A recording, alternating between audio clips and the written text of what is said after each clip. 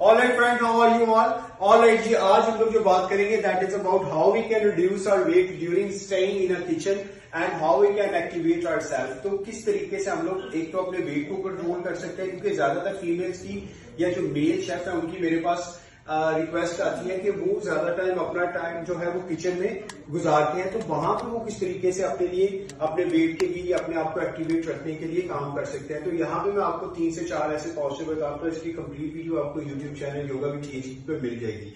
सो क्या करना है आपने, फॉर एग्जाम्पल आप यहीं पे खड़े हैं, अपना सैलेड वगैरह बना रहे हैं, तो आप सिंपल आप इस तरीके से अपना काम भी साथ साथ कर सकते हैं और साथ साथ आप अपने इस तरीके से आप अपने पाँव को हरकत में ला सकते हैं। इनको आप 10 दफा कर सकते हैं, 10 मिनट कर सकते हैं, 5 मिनट कर सकते हैं, 3 मिनट कर सकते हैं।